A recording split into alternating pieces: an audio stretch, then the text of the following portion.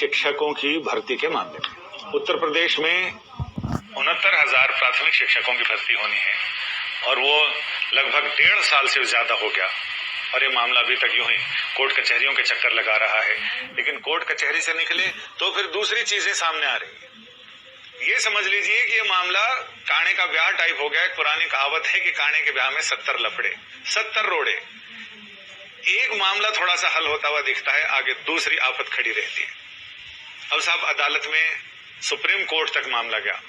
पहले सिंगल जज बेंच, उसके बाद डिवीजन बेंच का फैसला आ गया, फिर सुप्रीम कोर्ट में SLP आई, सुप्रीम कोर्ट ने नोटिस किया। अब मामला सामने आ रहा है कि कितनी गड़बड़ियां हुई हैं इसमें। और सिर्फ गड़बड़ियों की बात नहीं है, बहुत सारी गड़बड़ियां हैं, बहुत सारी लापरवाहियां हैं, बहुत सारी चीजें हैं और हर एक आदमी को इसमें इंसाफ चाहिए। सबसे बड़ा मसला तो है कि जो रिजल्ट आया सारे लोग दंग रह गए। कुछ ऐसे कैंडिडेट हैं जो एक ही परिवार के लोग हैं।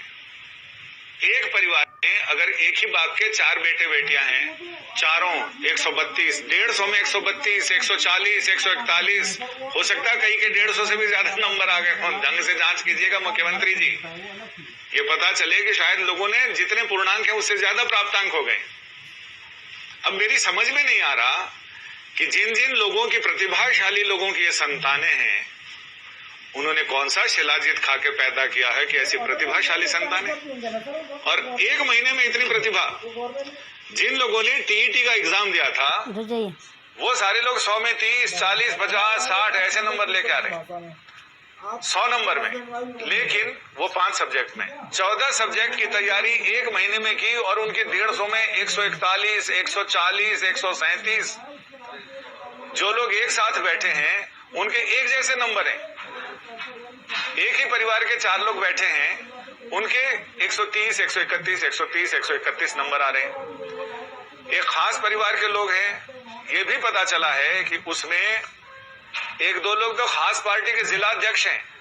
जिन सारे लोगों के जान पहचान वाले, आसपास वाले, परिवार वाले, भाई भतीजा वाले, इन सारे लोगों ने जबरदस्त प्राप्तांक हासिल किए हैं। तो क्यों नहीं सरकार 140 से ऊपर या 130 से ऊपर जिन लोगों के नंबर आए हैं उनका विशेष इंटरव्यू कराए। आखिर ऐसे प्रतिभाशाली लोग हैं तो उनका इंटरव्यू होना चाहिए। और मीडिया भी उन लोगों को खोज रहा, हमारे रिपोर्टर भी खोज रहे हैं। वो ऐसे भूमिगत हो गए हैं कि उनका पता नहीं चल रहा। कई लोगों ने तो तंज कसते हुए लिखा है कि फलाने हीरो हीरोइन के बच्चे बच्चियों के तो आप सारे दिखाते हो कि उनकी नित्य क्रिया हो गई है, इनके नहीं। तो साहब मैं उनसे यही कहना चाहता हूं कि वो मशहूर लोगों के बच्चे हैं, इसलिए उनके एड्रेस ढूंढने में परेशानी नहीं होती। और ये सारे लोग आम लोग हैं, आम में भी खास है। बड़ी प्रतिभा से इन्होंने सारी चीजें अर्जित की हैं, प्रतिभाशाली हैं। तो दिनकर जी ने भी लिखा है कि जय हो जग में जले जहां भी नमन पुनीत अनल को। यानी कोई भी अग्नि अगर है वो कहीं भी जले, उसको नमन करना चाहिए। अगर प्रतिभा की अग्नि है, चिंगारी है, तो हम भी चाहते हैं कि वो ज्वाला बने, लेकिन ऐसा ना हो कि किसी का हक चला जाए।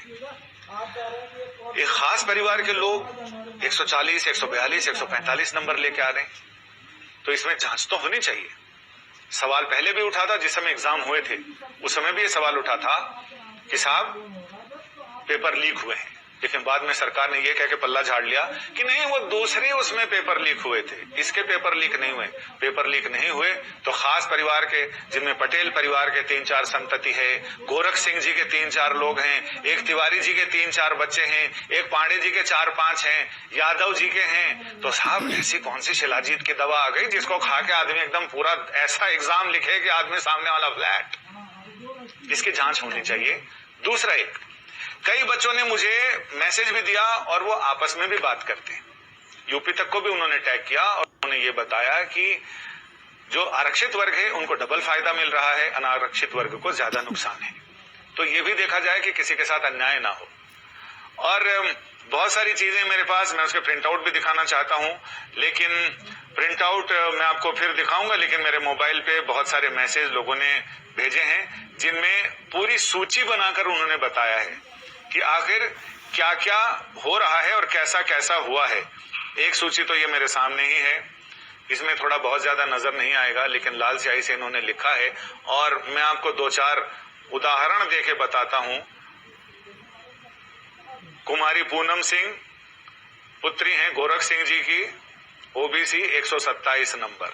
इन्हीं गोरख सिंह जी के अश्विनी कुमार सिंह, गोरख सिंह जी के ही बालक हैं, 126 नंबर। उनको 127, इनको 26। अच्छा, और गोरख सिंह जी के एक और परिजन है कोई, कुमारी पूनम सिंह, उनकी 127, यानी 2 के 127, 1 के 126। इसके अलावा नानू यादव जी के देवांश यादव, कृष्णकांत यादव, अर्चना, ये 3 लोग परीक्षा में शामिल हुए और तीनों के नंबर हैं 128, 132, 131।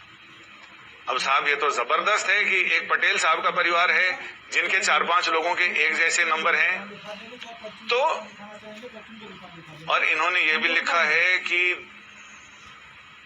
एक ही सेंटर के कई लोग हैं जिनको जबरदस्त अंक मिले हैं। आपको कुछ चीजें आपको अब ये लिखा है कि जो नहीं बोलना है वो अधिकारियों के सामने नहीं बोलना है, बाकी चीज मैं अपने आप कर लूंगा। एक ही सेंटर से लोग हैं जिनको 129, 125, 126 नंबर मिले हैं। इसमें पिताजी का नाम तो नहीं लिखा है, लेकिन संध्या यादव, राजकुमार मौर्य और महिमा, ये सारे लोगों का जिक्र इसमें है। कुछ लोगों ने ये भी कहा है कि जब टीईटी का एग्जाम दिया तो उनके शायद 100 में से बहुत कम नंबर आए। 1 महीना 1.5 महीना बाद सीटेट का एग्जाम दिया, उनके 140, 142, 145 कौन सी कुंजिका घोल के पी गए पता नहीं। ये सारी चीजें पूरे तंत्र पर सवाल खड़ा करती है, शासन तंत्र पर, जिसके बारे में पीठ थपथपाते नहीं थकते हमारे मुख्यमंत्री और शिक्षा मंत्री, बेसिक शिक्षा मंत्री, कि हम अपने यहाँ कोई अन्याय नहीं होने देंगे। उत्तर प्रदेश को उत्तम प्रदेश बनाना है, लेकिन ये प्रदेश तब बनेगा जब लोगों का भरोसा आपके तंत्र में रहेगा। लेकिन इस तरह की चीजें होंगी तो भरोसा नहीं होगा। हमारी टीम तो लगी हुई है इन सारे कैंडिडेट्स को ढूंढकर इनसे पूछने की कि भाई साहब आपने कौन सी कुंजी कैसे घोल के पी ली जिससे कि आपको 150 में 140, 42, 45 नंबर आपके आए। अगर प्रतिभा इतनी जबरदस्त है तो उनको अलग से सम्मानित किया जाना चाहिए। और किसी तरह का कोई घोल है, कोई झोल है, तो फिर उसकी जांच भी होनी चाहिए। बिहार में जांच हुई थी और जिस समय टॉपर से एग्जाम इंटरव्यू लेने जब हमारी टीम के लोग पहुंचे तो वो 4 लाइन सही से लिख नहीं पाए। तो ऐसे लोगों को या तो घूंघट में रखे सरकार, क्योंकि किसी न किसी दिन तो उनका पता चलेगा और उस समय फिर सरकार के लिए ये बताने को नहीं होगा कि आखिर उनको कौन सी प्रतिभा चयन परीक्षा में इतने नंबर मिले। प्रतिभा अगर है तो उससे किसी को कोई गुरेज नहीं, लेकिन बिना प्रतिभा के अगर है तो इसका मतलब वो किसी योग्य आदमी की जगह ले रहा है। और जहां तक बात है 40-45% की, मैं इस मामले में व्यक्तिगत रूप से मैं इससे सहमत नहीं हूं कि एक 30, 35, 40, 45% अंक लाने वाला शिक्षक उम्मीदवार शिक्षक हो और नई पीढ़ी को तैयार करे। अंकों की बात नहीं, अगर वो 4 लाइन अच्छे से साफ साफ लिखे, शुद्धता के साथ, गणित भाग के हिसाब आए, हिंदी अंग्रेजी अच्छे से हो, तो कोई दिक्कत नहीं है उनके हाथों में अपने नौनिहालों की कमान सौंपने में और भविष्य को उनके हाथों में रखने में। लेकिन अगर वो 4 पंक्तियां खुद शुद्ध से लिख नहीं सकते, बोल नहीं सकते, 2 और 2 4 का हिसाब नहीं लगा सकते, अंग्रेजी में भी हाथ तंग है, तो फिर आप खुद सोचें कि क्या आप अपने बच्चों को ऐसे शिक्षकों के हाथ में देना पसंद करेंगे। कोई दूसरा विभाग होता जिसमें एलडीसी यूडीसी का मामला हो या कोई और मामला हो, उसमें तो आप कम प्रतिभा को भी चला सकते हैं, लेकिन ये शिक्षक का मामला है। शिक्षक पूरे राष्ट्र का गुरु होता है, पूरी एक पीढ़ी का गुरु होता है। क्या सरकार चाहेगी, और यहां तो मुख्यमंत्री की कुर्सी पर गुरुजी बैठे हुए हैं, तो क्या वो चाहेंगे कि ऐसे लोगों के हाथों भविष्य छोड़ दिया जाए। सुप्रीम कोर्ट में भी मामला चला, मैं उस समय सुनवाई में था। सुप्रीम कोर्ट ने भी ये कहा कि जो शिक्षा मित्र हैं उनके साथ किसी तरह का अन्याय ना हो, उनके साथ छेड़छाड़ ना हो।